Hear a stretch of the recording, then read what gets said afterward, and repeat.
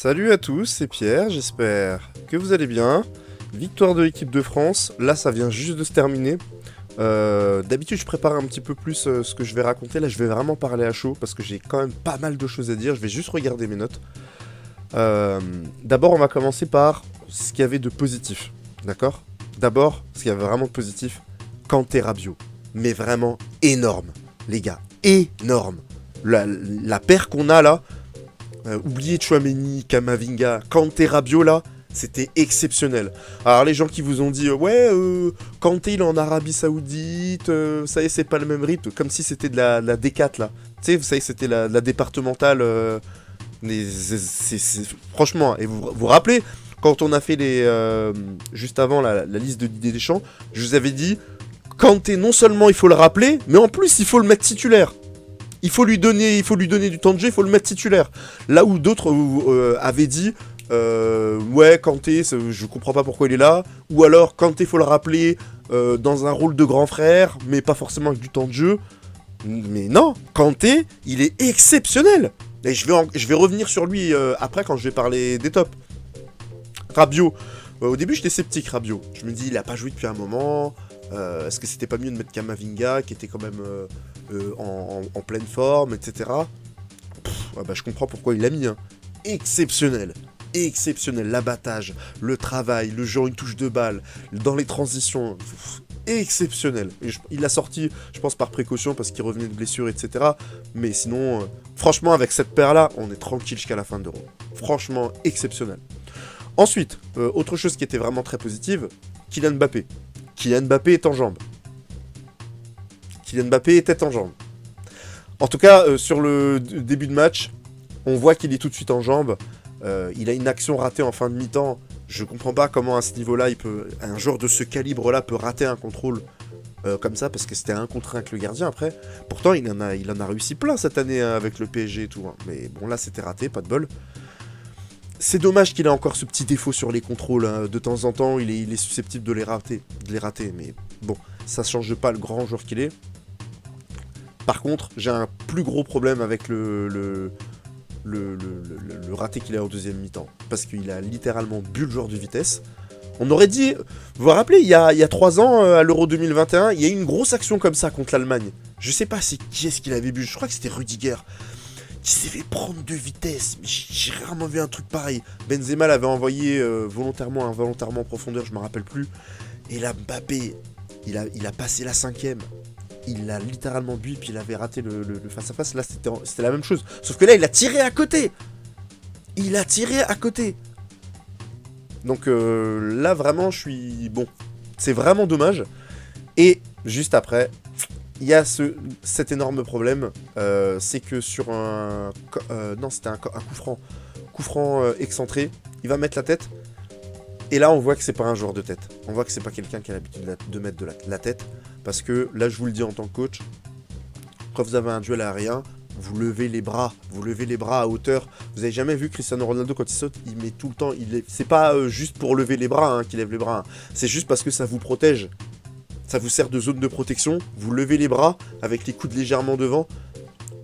Et ça vous protège. Si quelqu'un veut essayer de vous rentrer, il va devoir d'abord percuter vos bras.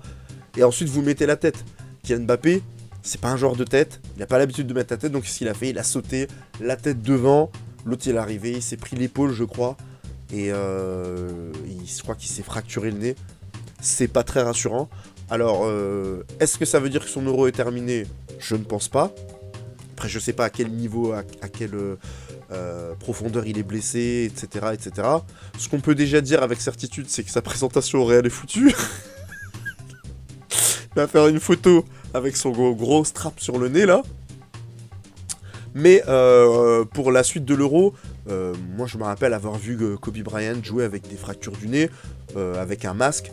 Moi je pense qu'il va revenir. Alors il va être un peu gêné, ça va être compliqué pour lui.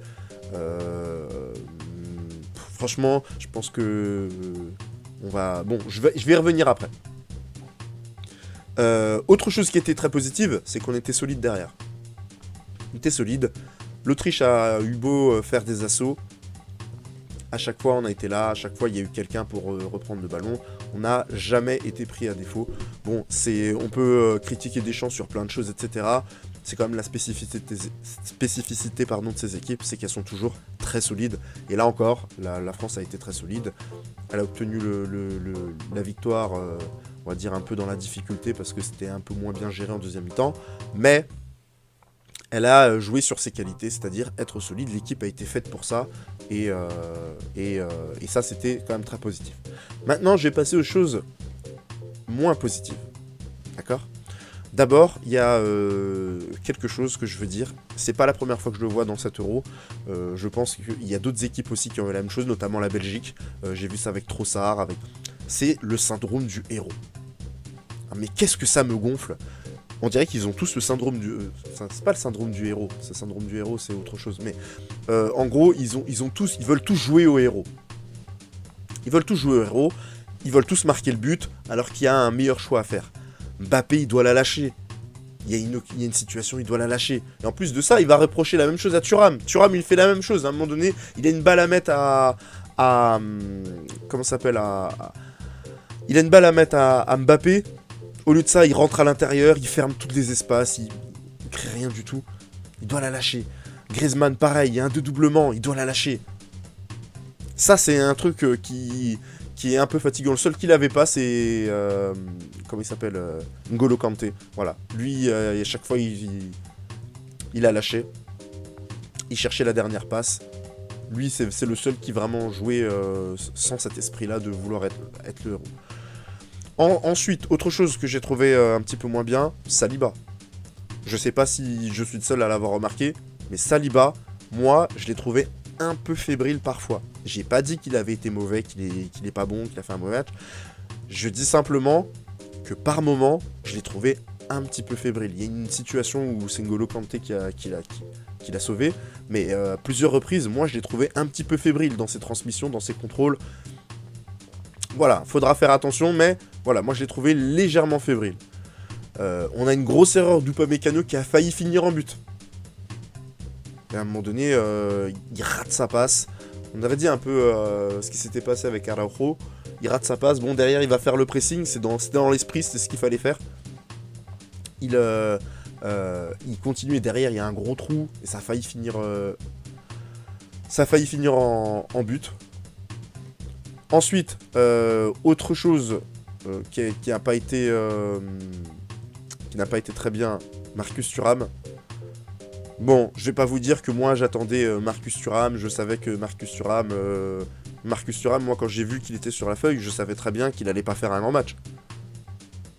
Pourquoi ? Parce que Marcus Thuram dans l'axe, tout seul, c'est pas un grand joueur. Marcus Thuram sur l'aile, c'est pas un grand joueur.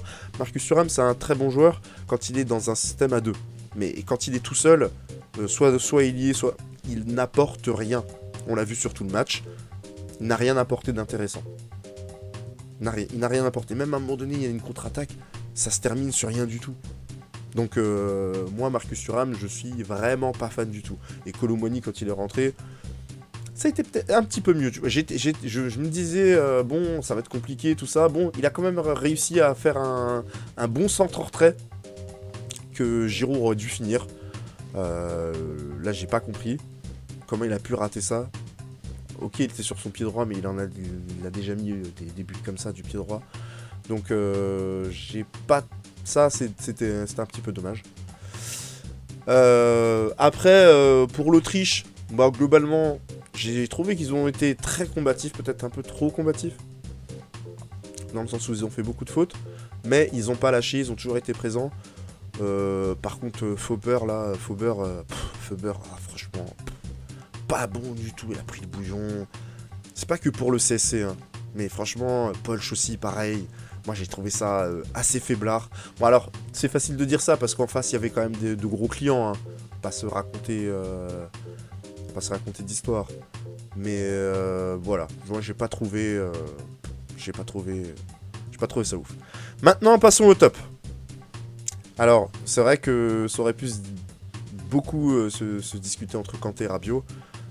Rabiot est sorti à 70e minute, ce qui a laissé le champ libre à Kanté qui a encore... Kanté, il a été exceptionnel. Exceptionnel, les gars. Exceptionnel. Combien de ballons il a récupéré ? J'ai pas les statistiques. Si quelqu'un a les statistiques, j'aimerais bien savoir combien de ballons il a récupéré. Il a été exceptionnel. Il était à droite, il était à gauche. Et à un moment donné, il est sur le côté. Il commence à faire des dribbles. Non mais c'est exceptionnel. Franchement, c'est... Kanté, pour rappel, hein, parce qu'il y en a beaucoup qui ont oublié...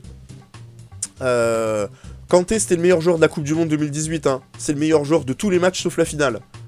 Et d'ailleurs, on avait appris qu'il avait été malade le jour de la finale.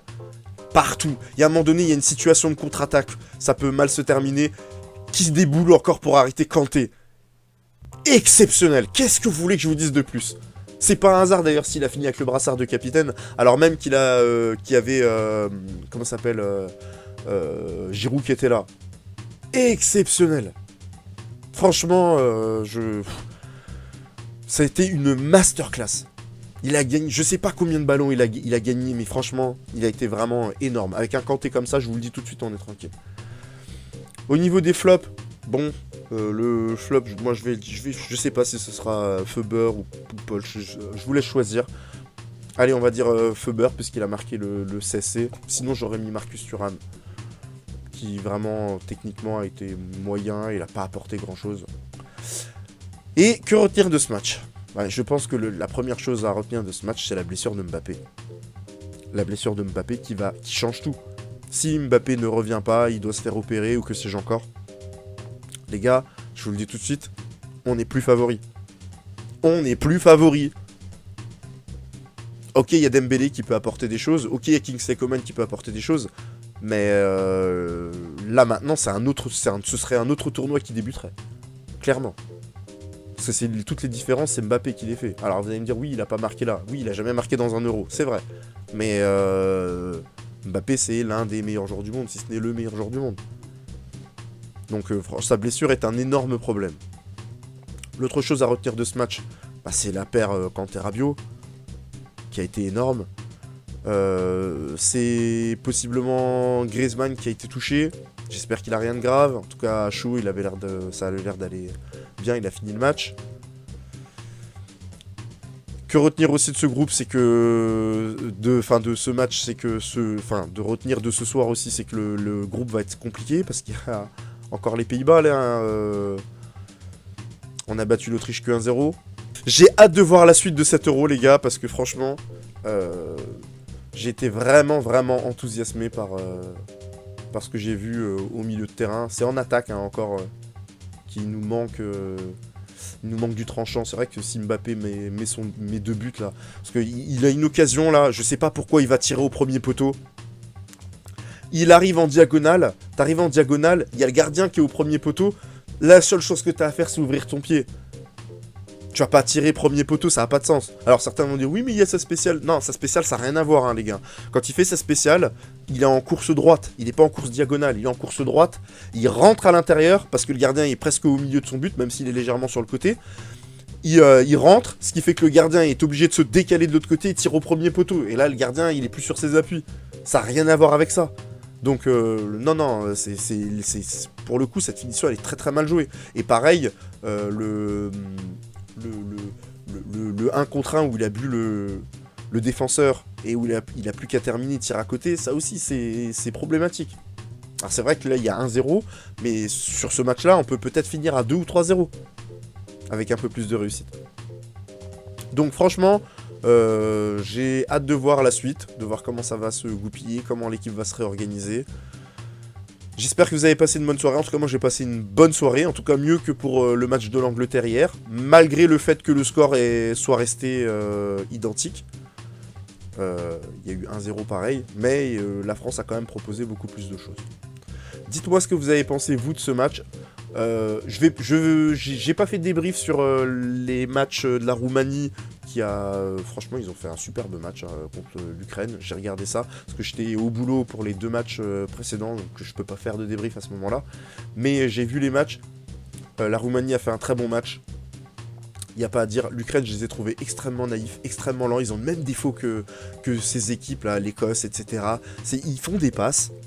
Et au moment où il y a un décalage, à chaque fois, ils font pas la passe, ils reviennent vers l'arrière. Les gars, comment vous pouvez jouer comme ça, comment vous pouvez avancer, si quand vous avez la possibilité de jouer, d'avancer, vous avancez pas? Trop de sécurité. Et concernant la Belgique, bah, là aussi, gros manque de réussite. Alors, c'est vrai que Doku a commis une grosse erreur. Malgré le fait qu'il a été omniprésent, dangereux, le Doku qu'on connaît. Et ça m'a fait penser à quelque chose, c'est que souvent cette année quand j'ai fait les débriefs de City, je vous ai dit ouais je comprends pas pourquoi Doku il est pas titulaire, etc. Mais je pense que c'est parce que Guardiola, qui le voit au quotidien, à l'entraînement, c'est que ces prises de risques, à un moment donné, elles engagent l'équipe. Et qu'à un moment donné, prendre autant de risques, bah, ça peut nuire à l'équipe et qu'il a dû voir que parfois il sait pas quand prendre des risques et quand ne pas prendre des risques. Et qu'à ce moment-là, il vaut mieux mettre Grealish, qui va être beaucoup plus dans la sécurité, que de mettre Doku. Je sais pas, c'est une supposition. Voilà ce que je pouvais dire de tout ça. Alors la Belgique, oui pardon, du coup la Belgique, ils ont perdu. Ça c'est une énorme surprise, parce que j'avoue que même moi je pensais pas qu'ils perdraient. Mais c'est la grosse surprise de cet Euro. Alors le match en lui-même, il est compliqué à évaluer. Maintenant, je dirais pas que la Belgique a mal joué, que la Belgique a raté son match. Ils ont raté les opportunités qu'ils ont eues. Lukaku, il a une grosse opportunité. Il en a même deux. Trossard, il a été ignoble sur ce match. Franchement, il doit le sortir à la mi-temps. Parce qu'on n'est pas dans un championnat, oui, vous le laissez... Non, on est dans un mode tournoi. Si t'es pas bon, tu sors. Comme la vidéo sur Giovanni, la Coupe du Monde 98. Si t'es pas bon, tu sors. C'est fini. Donc là, Trossard, il a pas été bon, il aurait fallu le remplacer, c'était dramatique. Ils ont marqué un but refusé pour une main de... C'était Openda, légitime, j'ai pas grand chose à dire.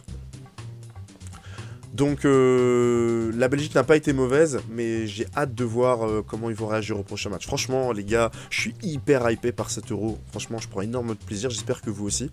Dites-moi ce que vous en avez pensé en commentaire, dites-moi quel est votre top. Alors si vous en avez un autre que Kanté, j'ai hâte d'avoir vos arguments. Et votre flop. Merci à tous d'avoir suivi cette vidéo et à demain pour la suite de l'Euro. O Zagallo ia terminar a data para você fazer a inscrição. Aí o Zagallo perguntou ao Lídio: Ô Lídio, quando que o Romário vai começar a treinar com a gente? Olha, não sei. Como não sei? O primeiro contra a Escócia. Ele não pode jogar. O outro não pode jogar. Quando que ele pode jogar? Ah, não sei.